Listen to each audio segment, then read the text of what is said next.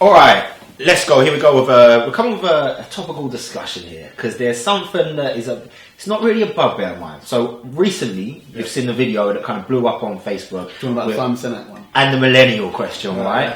And to be honest, one, I didn't like the fact that they memoed it up and they kind of gave it a biased outlook on it. But two, I didn't like the fact that nobody wanted to view the whole thing as well. So you're saying the video when he said why millennials are hard to manage? Yeah. Okay, cool. Well, I think the problem, so I'll post a link under the video so someone can check it out if they haven't got it. What I'm going to do is post a link of the whole interview because I think it puts it in context. Okay. What I didn't like is the memo that goes about, this is the problem with this generation. Okay. Yeah. So first off, I think it's become easier than ever to branch people under one banner and just say, right, millennials, they have this problem. Like, we never saw that before. Like, I think the issue with millennials is that the millennial band is massive. It's from 1984 to 1995. That's a massive group of people. It's like.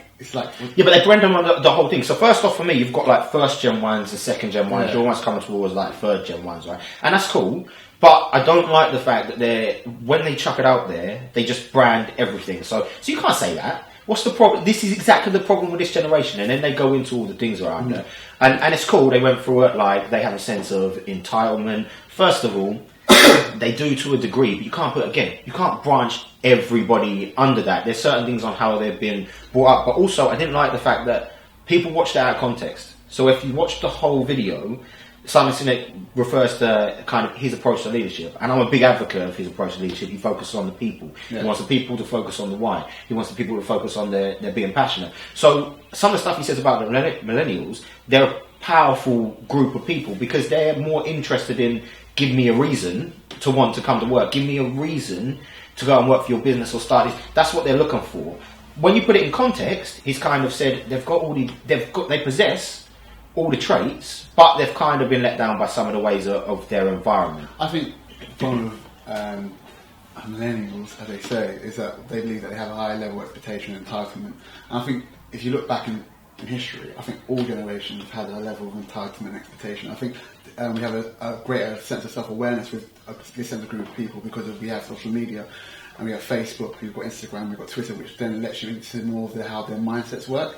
So then you can say, okay, these group of people have a level of entitlement and expectation because the way they interact on social media says that they have expectation. And this is what I mean. I think that there's in every generation there's been a sense. It's in context of your time, right? Yeah, and this is why I don't like it. I'm like, one of the things is, yes, they haven't. So I was speaking to my sister, for instance, and she was coming down, and she lives in Leamington Spa, which is a relatively marketplace. When I see a big nice townhouses, the rest of it, and she was like, I was coming down and these kids behind me, these kind of youngsters, I think they were like early 20s or something, they were talking in a sense of where they feel like they deserve this, that and the other. I'm like, but that's not really because of their age.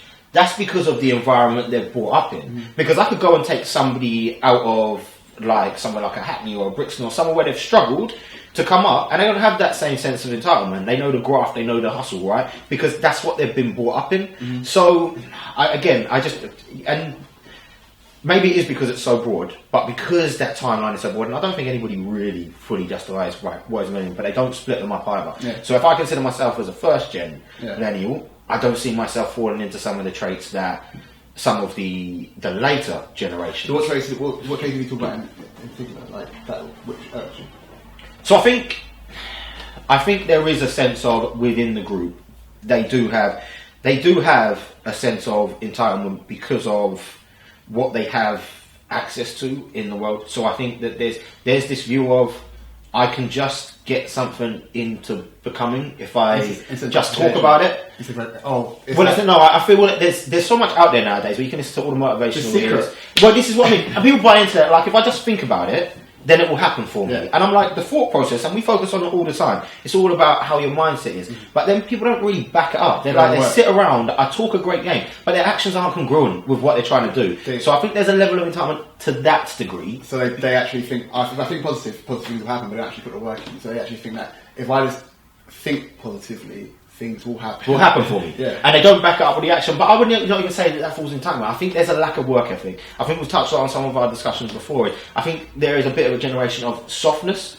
Like, they're not ready to take on adversity. They're not built with that work ethic to say, I'm going to have to go out and start working from scratch. Because of their parents put 8th place trophies on them, so that allowed them to think that we've got a group of kids, a group of young adults, or young people that have they don't really meet failure until they're around 21, 22, 23 when they have to go into the real world. So we say from the age of 1 to 23, they've been mollycoddled and protected from the real world. So we're saying that when they've had sports races, we've given the kids, they come last, we give them a trophy for taking. Yeah, and I don't agree with that. But then also, when we said that we also give them this life plan that says that if you do this, you will get that. So if you go to university, you will come out and be successful and get a job. If you do X and Y, you'll be successful. So people think that if I go to university, I'll get a job that fulfills me. So they come out of university and then they feel like I've worked hard for university and now I can do anything. So I can go and become a manager, but it's go into business and business will want me for the skill set that I've developed in university. But then the real world doesn't work that way. And in the sense that we've also given kids that sense of instant gratification.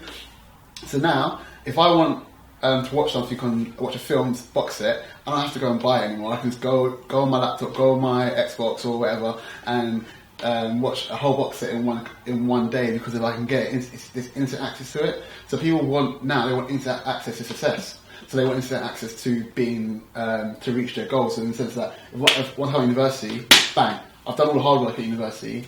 I don't have to do any more hard work, and the real world's not like that. Yeah, but that's a lack of patience and work ethic again. Yeah. And I think they've got that. And one thing I will say is, and I've noticed, and I've spoken to people about this before. I mean, I can only speak on where I have been brought up and the time that I've been brought up. Obviously, I'm at 30 now, but I'm seeing that when I look back on previous generations, I think when they hit kind of 18 and 21. They were adults. Yeah. I think 18 to 21-year-olds can act like 16-year-olds now. So they don't have a sense of responsibility they need to take on. Yeah.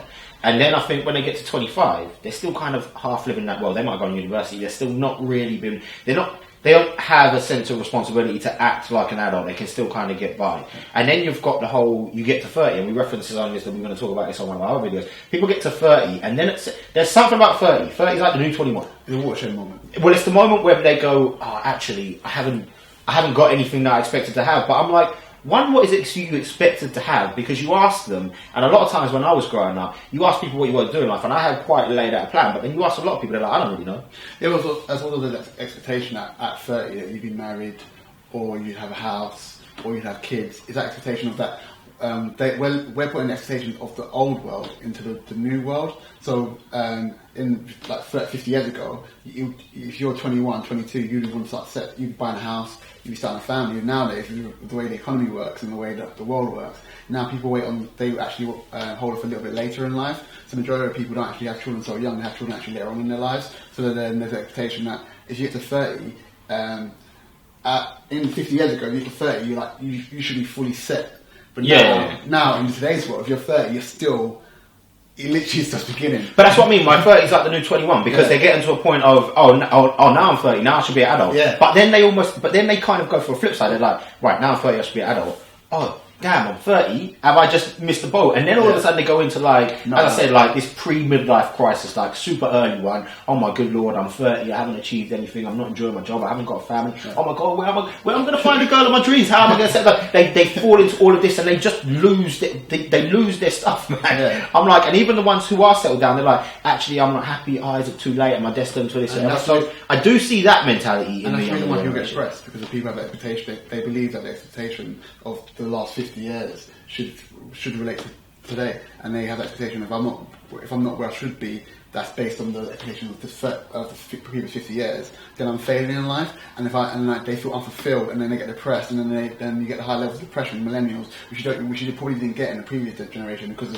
they could actually achieve the goals because of the generation.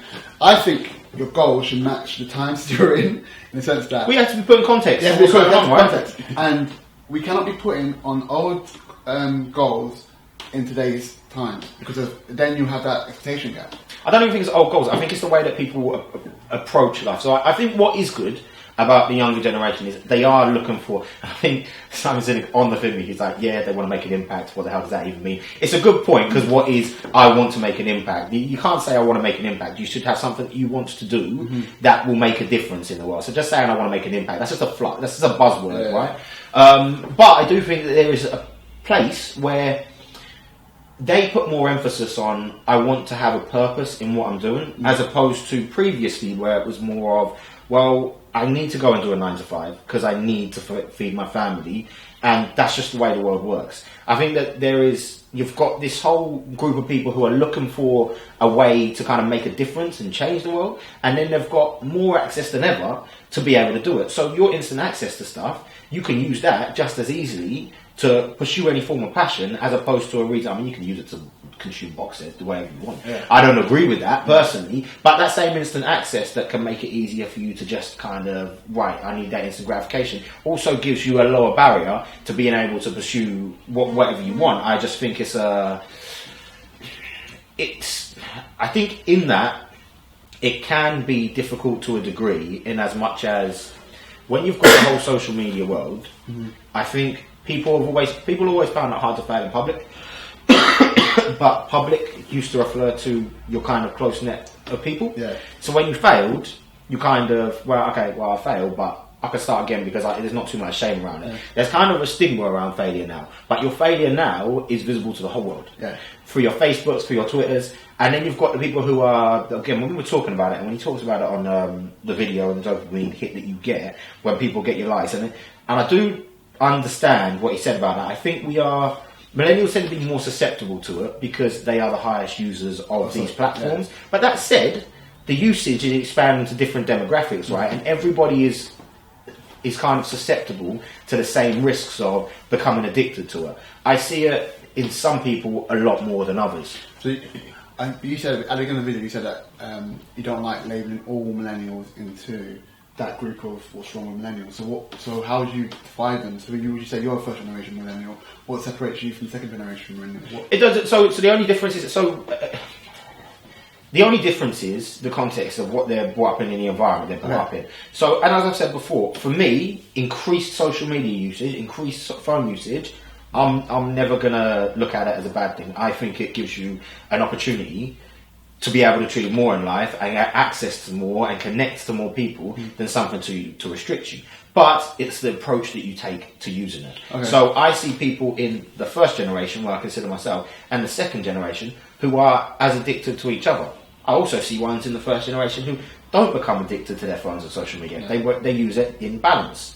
So I think it's defined by the person. You can become addicted to anything, but how can you control and curb that? I think the problem that you've got is again, it comes down to that failure and that sense of, I have this expectation to be here by this certain point. So when you hit 30, all of a sudden, the problem is as well, not only have you not achieved what you want to settle down, but you can see all the other people who can. So it becomes too easy for them to get down. I think it is a challenge, and I don't think it's a millennial challenge. I think it's a challenge in the adoption of phone usage and social media, whereas to say, how are you going to control your consumption of it, but how are you also not going to let it bring you down. So for instance, we see the big one. I see we've got friends within our group.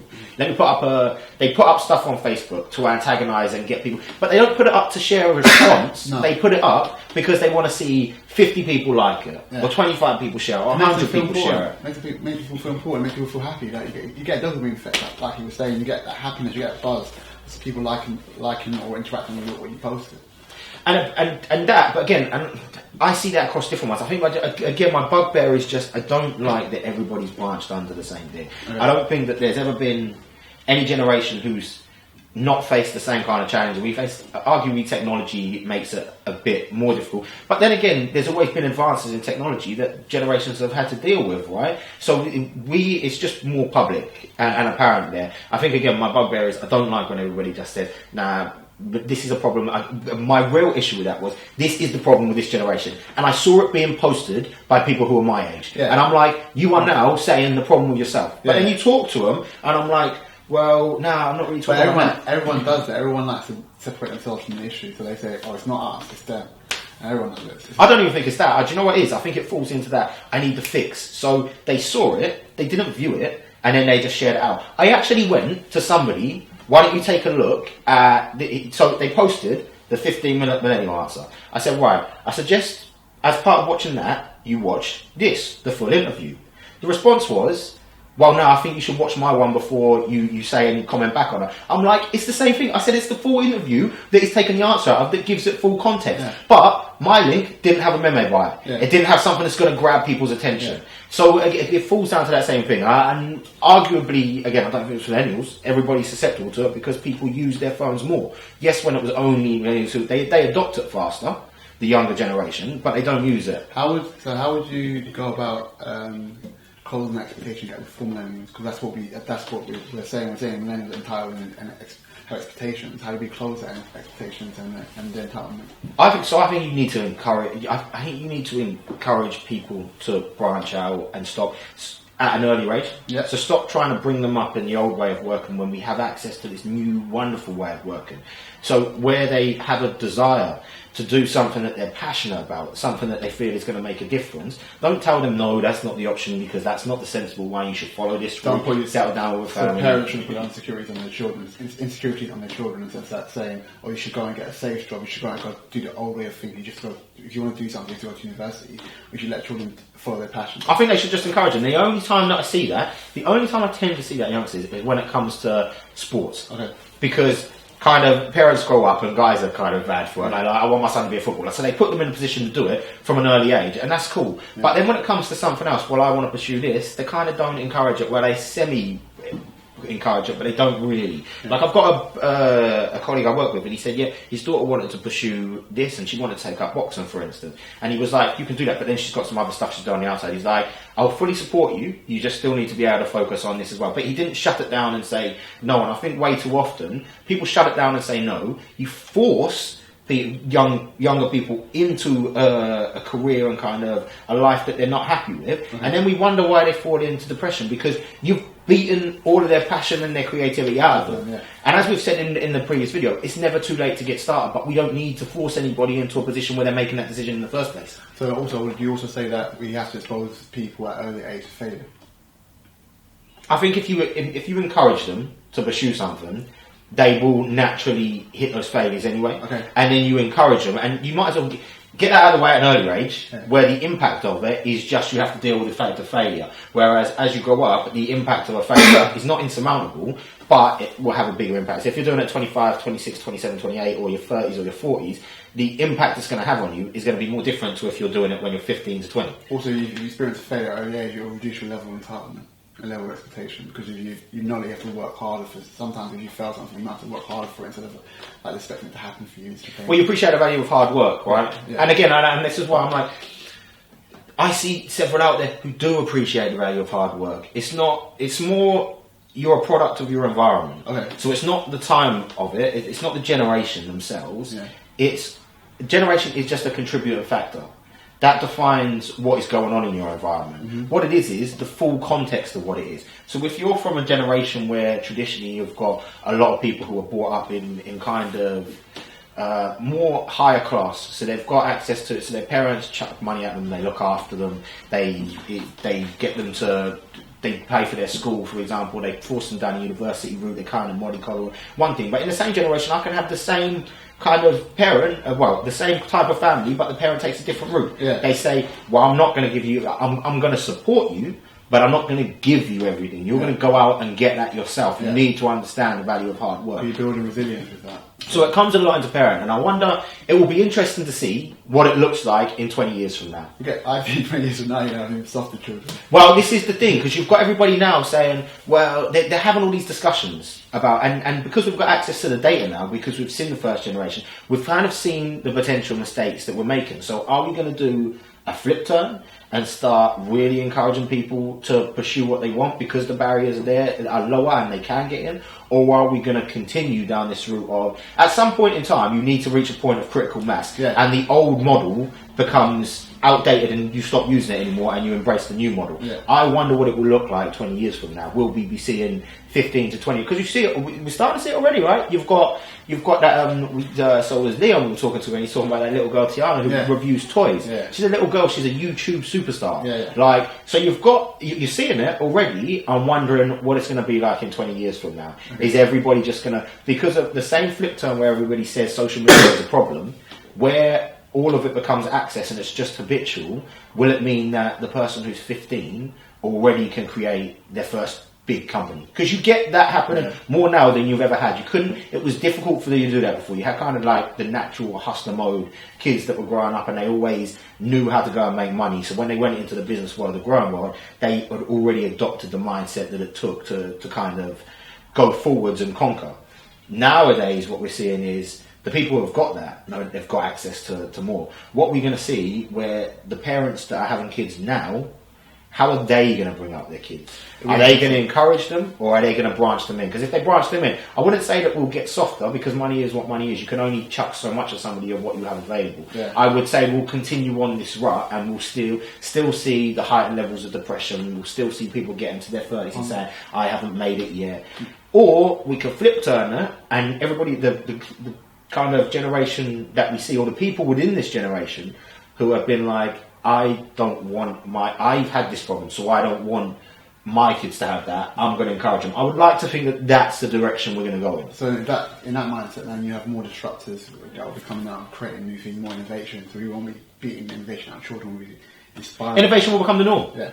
It will become the norm. Yeah. So this is where what I mean. The point of critical mass is that it's disrupted to a certain point where all of a sudden you knock it off balance, and all of a sudden innovation is encouraged. Okay. When kids are going to school, they're not just focused on maths, science and English, they're focusing on how to leverage the internet for success. They're focusing on the key essentials to starting up a new business. Yeah. They kind of encourage that bit more entrepreneurial kind of mindset to say you can pursue your passion. These are the essentials you need to do. This is what you need to think about when starting up a new business.